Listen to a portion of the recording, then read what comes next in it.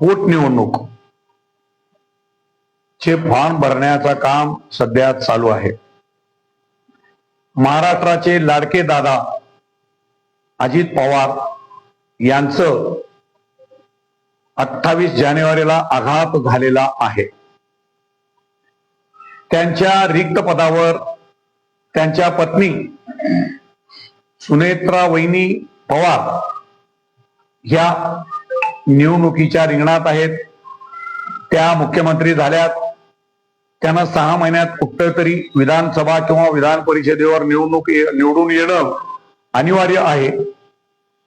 त्यामुळं निवडणूक आयोगाने बारामती विधानसभेची पोटनिवडणुकी डिक्लेअर केलेली आहे, जाहीर केलेली आहे। त्यासाठी बारामतीची विधानसभा जागा महाविकास आघाडीकडून शरदचंद्रजी पवार यांच्या गटाला सुटलेली आहे आणि महाआघाडीला ती जागा अजित पवार गटासाठी सोडण्यात आलेली आहे। असे असताना शरदचंद्रजी पवार साहेबांच्या गटाने बारामतीची जागा आम्ही लढवणार नाही असं रोहित पवारांनी जाहीर केलेलं आहे।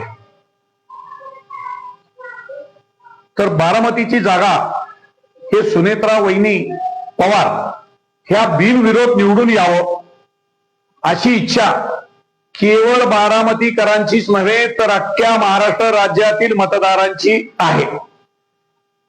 त्याच अनुषंगाने आम्ही भारतीय काँग्रेस पक्षाचा मी राष्ट्रीय अध्यक्ष MD शेख आमच्या पक्षाच्या वतीने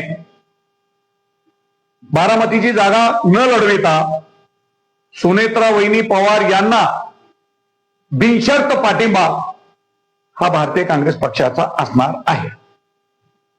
अशा वेळेस काँग्रेस पक्षाच्या महाराष्ट्रातील गटनेते विजय वडेट्टीवार आणि पक्षाध्यक्ष प्रदेश अध्यक्ष यांनी बारामतीला उमेदवार देणार असल्याचं जाहीर केलेलं आहे। जर बारामतीच्या जागेवर सुनेत्रा पवारांच्या विरोधात काँग्रेस पक्षाने उमेदवारी जाहीर केली, त्याप्रमाणे जर त्यांनी उमेदवार दिला तर यापुढे महाराष्ट्रात ज्या ज्या निवडणुका लागतील, मग त्या विधानसभा असोत, लोकसभा असोत, नगरपालिका महानगरपालिका असोत किंवा ग्रामपंचायत असोत, कोणतीही निवडणूक लागली की त्या ज्या ठिकाणी काँग्रेस पक्षाचा उमेदवार उभारेल त्या ठिकाणी भारतीय काँग्रेस पक्ष निश्चितच त्या तोडीस तोड असा उमेदवार निश्चितपणे जाहीर करणार आणि तिथं उमेदवार देणार।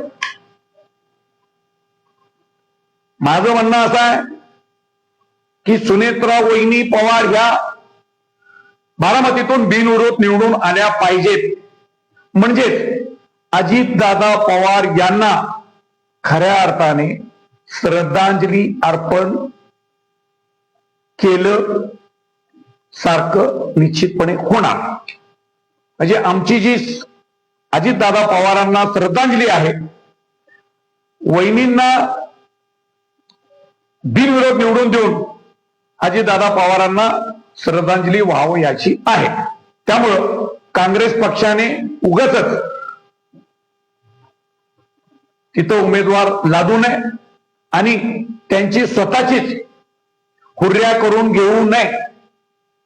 मला सांगायचं आहे, जर काँग्रेस पक्षाने तिथं जागा दिली 1001% मी सांगतो की काँग्रेस पक्षाचा तर धुवा उडेलच उडेल, त्यांचा डिपॉझिट जप्त होईल।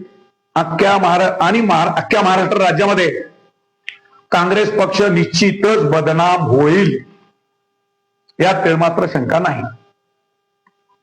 जर काँग्रेस पक्षाने चुकून सुद्धा उमेदवारी तिथं दिली तर 100% काँग्रेस पक्ष यापुढे महाराष्ट्रात कुठेही निवडणूक लढविली की भारतीय काँग्रेस पक्ष त्यांच्या विरोधात जसा तसा उमेदवार निश्चितपणे देऊ असं आणि भारतीय काँग्रेस पक्ष जर उमेदवारी त्यांनी दिली, निवडणूक लागलीच, तर भारतीय काँग्रेस पक्ष आणि आमचे पदाधिकारी कार्यकर्त्यांसह आम्ही सुनेत्रा वहिनी पवार यांना 100% पाठिंबा देऊन त्यांचा प्रचार करणार, असं मी आज भारतीय काँग्रेस पक्षाच्या वतीने जाहीर करतो. जय हिंद, जय महाराष्ट्र.